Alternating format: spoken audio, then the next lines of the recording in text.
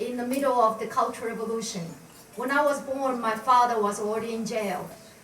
For what? For criticizing Mao, for questioning the Cultural Revolution. He was an artist. He was jailed for 11 years. I grew up without my father. And my mother was forced to denounce the marriage, her love for my father. And she refused. As a punishment, she was made to work in a factory. She's a disabled woman, a single mother, forced to be a single mother by the regime. And she was forced to work in a factory, work on a farm, and I did not know any of this when I was growing up. And I was growing up receiving the education, the brainwashing.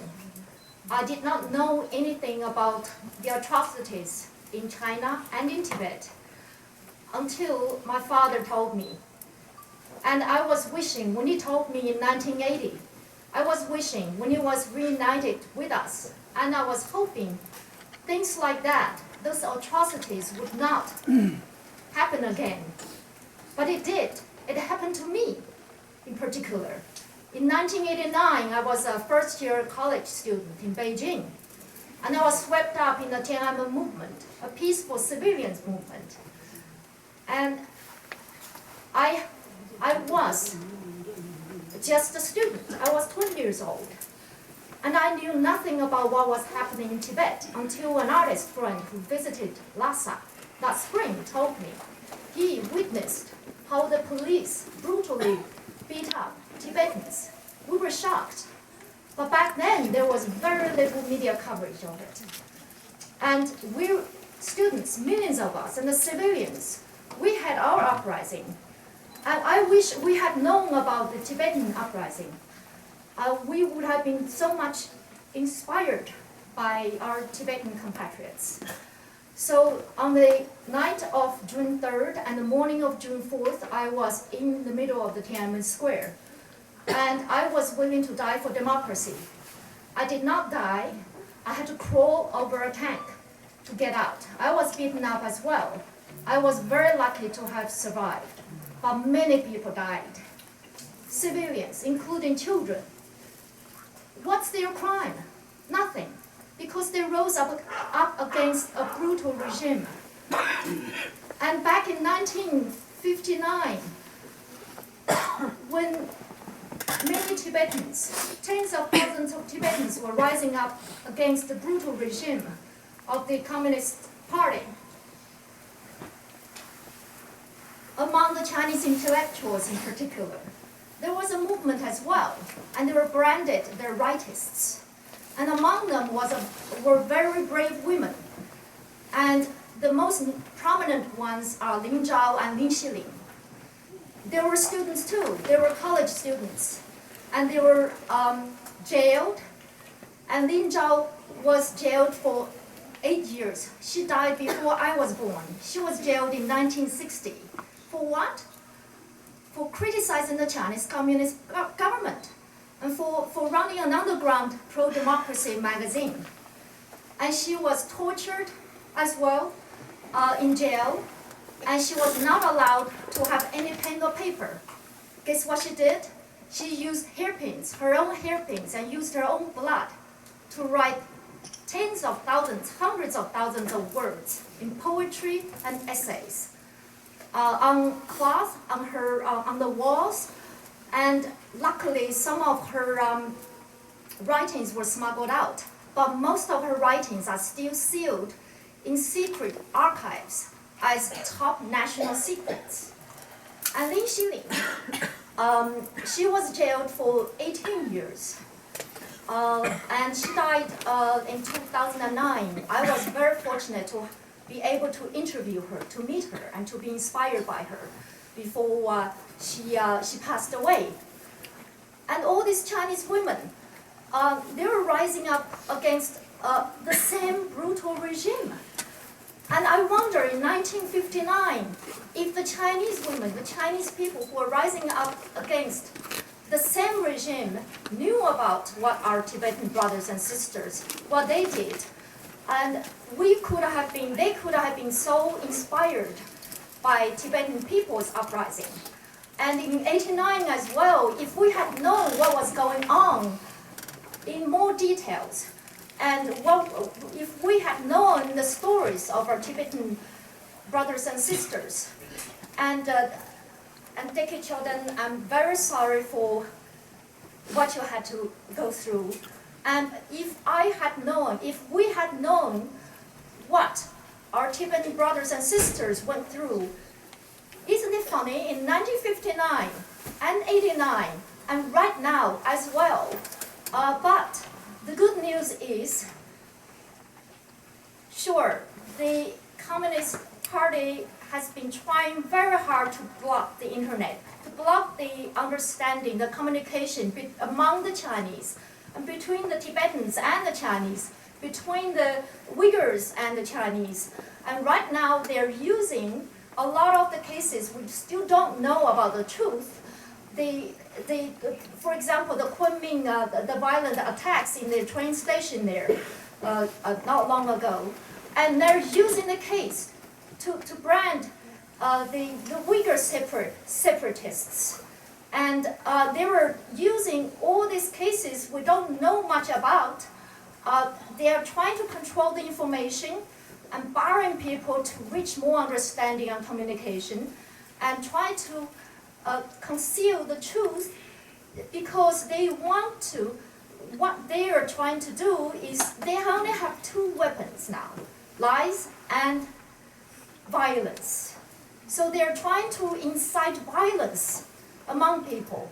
And I was reading what's going on WeChat. I was shocked because a lot of the Chinese were trying to say, or they were saying, kill the Uyghurs. And I have been tweeting and Facebooking and pleading to the Chinese. I tweet and Facebook in both languages, in English and Chinese. I wish I had known how to do it in Tibetan. And the encouraging news is, while I have been tweeting about Tibetan uprising, the plight of Tibetan people, the self-immolations in Tibet, I was expecting a lot more verbal abuse on me. But so far, only 3 people. And I guess they might be members of the 50 Cent Party. And this is very encouraging news, because my tweets about Tibet and East Turkestan has been tweeted hundreds of times. And I put a picture of me standing with my Tibetan friends in the Uprising Day rally, and I deliberately put it on Twitter, and I wanted to see the reaction. And I was shocked by the reaction. It's very positive. It got tweeted more than 30 times. And so far, I only got one abusive comment, calling me a prostitute, calling me a separatist. Here I would like to say a few things about being a woman. Being a woman, we're born, it looks like, it seems we're born to have endurance for pain and suffering. And when I gave birth to my daughter, I was kind of disappointed. It's not because I look down on women or myself. I was disappointed because I did not want my daughter to go through, to experience the pain and suffering I had to go through as a woman. As a victim of domestic violence and sexual harassment and physical assault by men, Chinese men and Western men, and which is very unnecessary. Even here today in New York, in America, we as women, even including American women, are suffering from discrimination. So when I was applying for a job back in the early 90s as a journalism student in Sydney, Australia, and I was shocked to know that the Australian men, they were joking, I should pretend to be a Tibetan woman, because to them, Tibetan women are the ultimate victims, which really shocked me. But we know we women are not victims, we're fighters. And Tibetan women are not victims. Tibetan people are not victims. And Tibetan people are fighters and are very, very beautiful people, inside and outside. As a ritual, whenever I meet Tibetan friends, I offer my apology as an individual. I cannot represent Chinese people, and I do not represent any, I do not belong to any organizations. But I apologize to all of you here for the atrocities and criminal acts the Chinese Communist regime committed in Tibet. And I am very, very sorry. And I'd like to form I'd like to offer my humble self to form a bridge, or to be part of a bridge to increase the understanding between Tibetan people and the Chinese people. Because overall, our common enemy is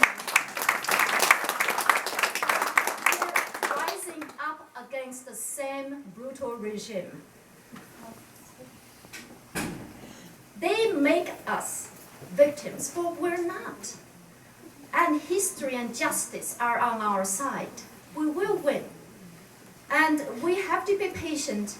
And we may win. We may win sooner than we expect. Because from the reaction on Twitter and Facebook, and I see so many Chinese from all walks of life. We're talking about Chinese inside China. And all ages as well, asking me what's happening, what happened in Tibet, and what happened in Tiananmen Square. And they are eager, they are very thirsty for truth. So please tell your stories to the Chinese people. Tell them the truth. And they know they have been lied about, they've been brainwashed. But we have to help them on this anti-brainwashing movement. And we have to educate them. And one Chinese college student, a 20-year-old boy, asked me from Shandong province. He asked me, what happened in Tibet? Can you tell me the truth? I said, I cannot just tell you within 140 characters on Twitter. Why don't you read what Tsering Wasala's writing? And why don't you read Tang, who is a Chinese female writer, based in Israel, who's been writing a lot about Tibet. And why don't you read what another woman, a Chinese woman, historian Li Jiangling, who's been writing about Tibet. And this college student, he asked me, he said, didn't China liberate Tibet from a slavery society? I said, excuse me? I think China now is a slavery society because the communist regime has made every Chinese a slave who does not have any basic human rights. And when they called me a prostitute, I reacted on Twitter. I deliberately wrote back. I said, prostitutes are human beings too, and they deserve basic human rights. And if you call me a separatist, Tibet has never been part of China and should not be part of China.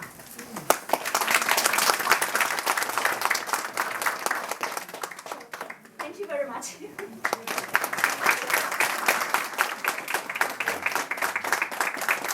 Just to add one more thing, I've been asking my Chinese friends and Tibetan friends to get this message. A free Tibet goes along with a free China.